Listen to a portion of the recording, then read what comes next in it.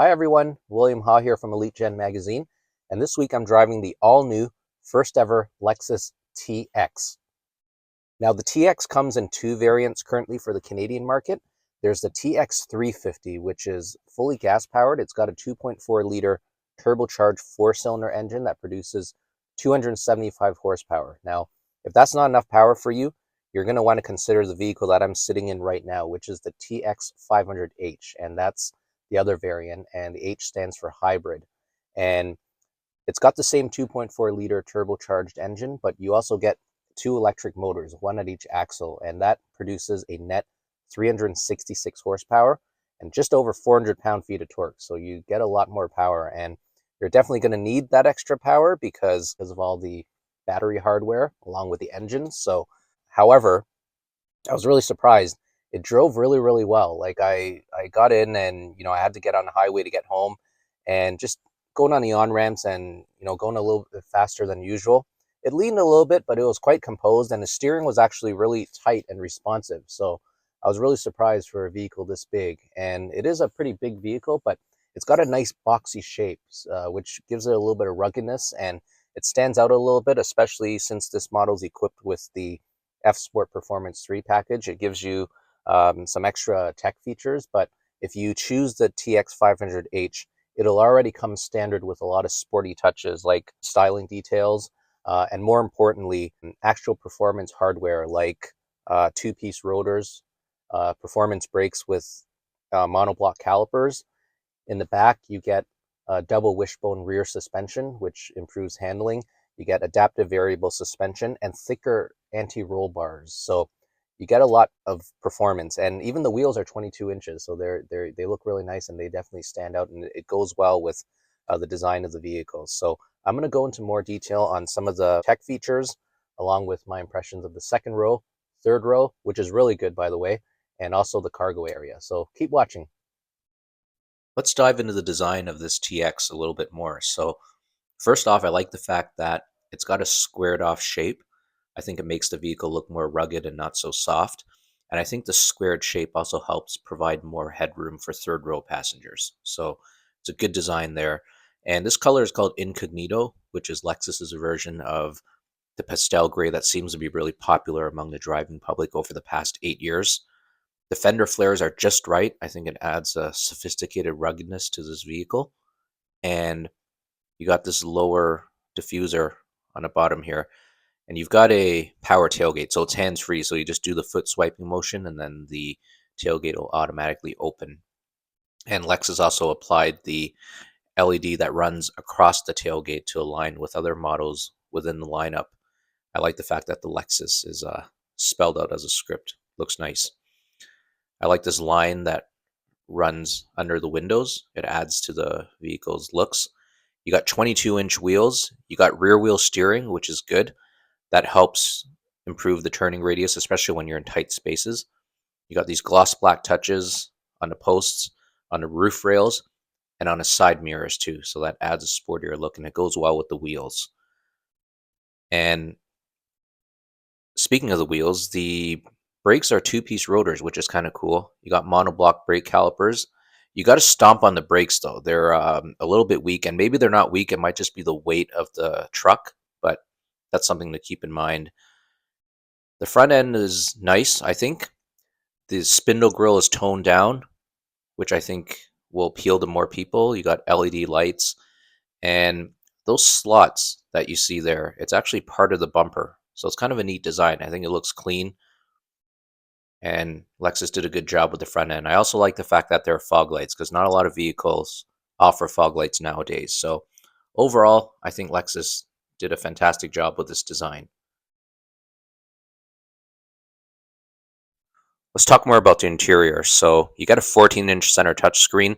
All your climate controls and heated ventilated seats are virtual buttons, except for the knob to control the temperature. It's pretty easy in terms of making selections.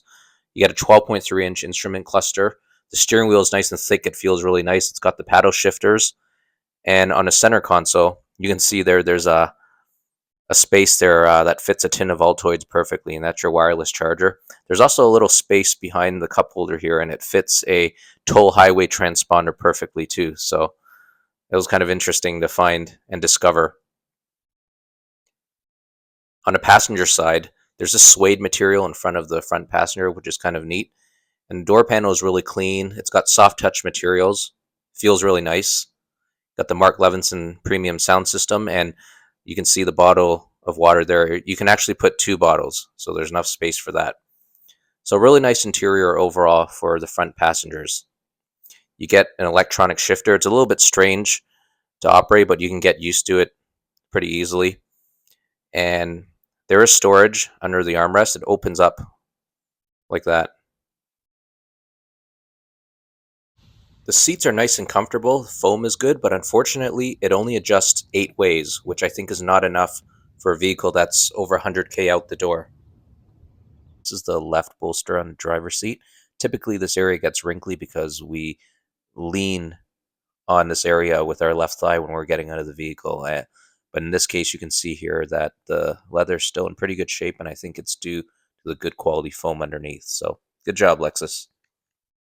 So I'm in the second row right now, and I want to point out that if you choose the Lexus TX500h, you're limited to a 6-passenger configuration. So you get captain's chairs here in the second row, and even in the third row, it's only meant for 2 people. And the idea behind that, according to Lexus, is that they wanted to ensure every passenger was coddled. So that's what they say. But in any case, if you do want a 7-passenger, you're limited to the TX350.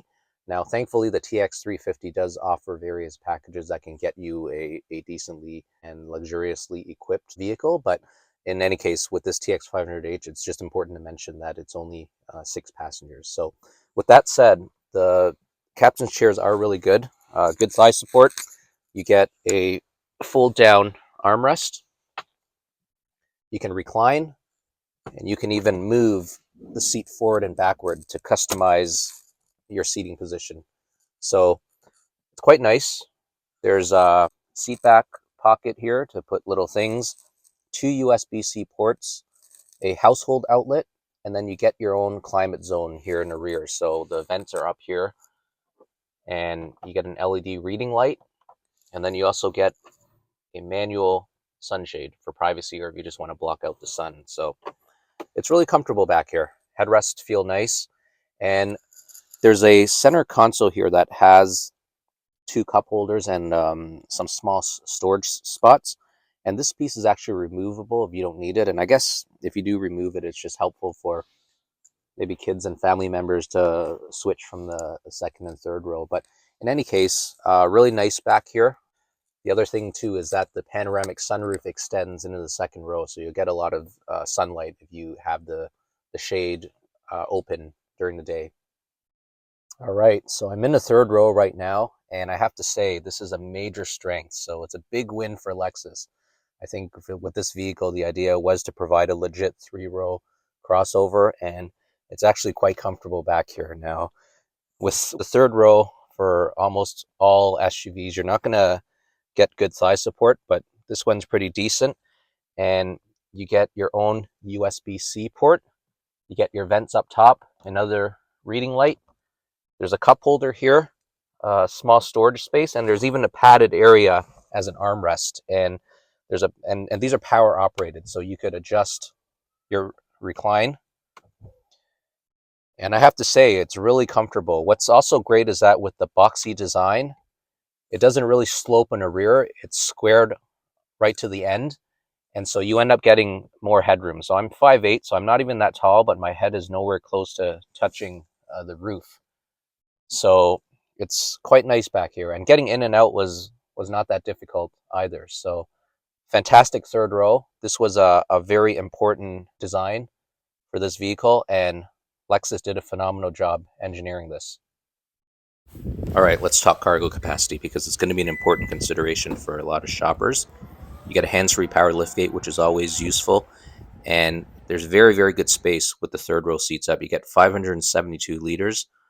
The only competitor that comes close to that is the Acura MDX with 512. Everyone else offers less.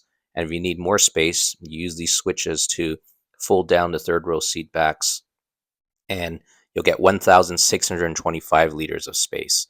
And you can even lower these seat backs from the center screen if you happen to be in the driver's seat, and there's also another set of switches at the passenger rear door. Really convenient. And then you get a household outlet if you need to power larger appliances. You also get LED lights, one on each side. That's really convenient at night, and it's brighter too compared to incandescent lighting.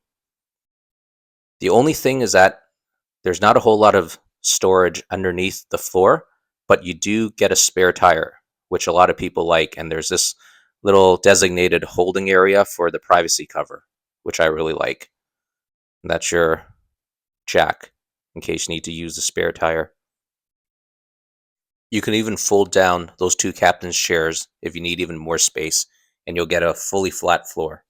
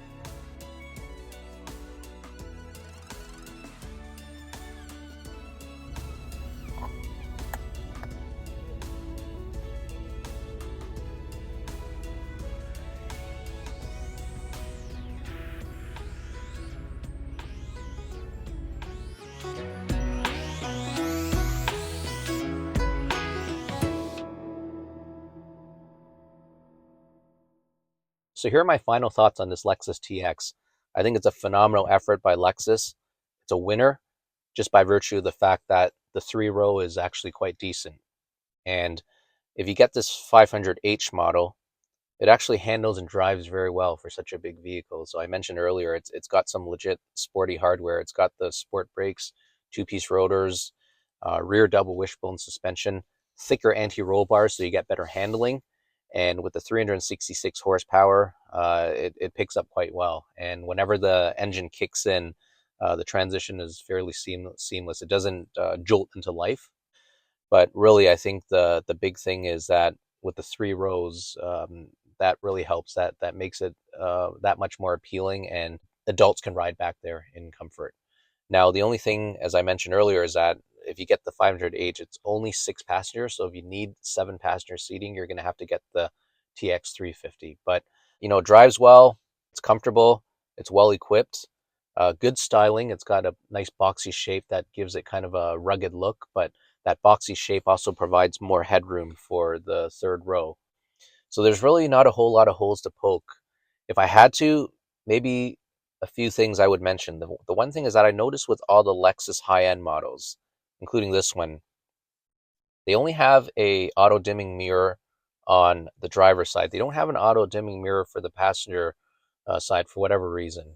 I don't imagine that it would cost that much to build in, but it is what it is. But the other thing too is that I wish there was a physical switch to adjust the drive modes and to also change the configuration or look of the instrument cluster, because if you want to make those changes, you have to dive into the screen. Now the good thing is that if you do buy the TX500h with the F Sport 3 package, you get the advanced touch steering wheel feature, which you could customize controls, and when you touch this pad, there's a display that shows up on the head-up display, and then you can set certain buttons to control certain operations. So in this case, I had set one of the buttons so I could quickly get into sport mode if I wanted to, but it would be better to have a physical knob. So just a couple of things. I think the idea is that they don't want to clutter the center console here too much with buttons, but if you could avoid diving into the screen, it just allows you to keep your eyes on the road as opposed to having to take your eyes off the road to make your selection. So that's really it, but I think it's really well equipped. It's got some great tech, digital rear view mirror, great 14-inch screen, 12.3-inch digital instrument cluster. Both are very high res, and there's a lot to like about this vehicle. So I highly recommend that if anyone's looking for a premium 3-row SUV, to consider this Lexus TX. So thank you very much for watching all the way to the end, and please follow my page. I'll be driving more premium vehicles later this year, and I'll be providing reviews on those as well. Bye for now.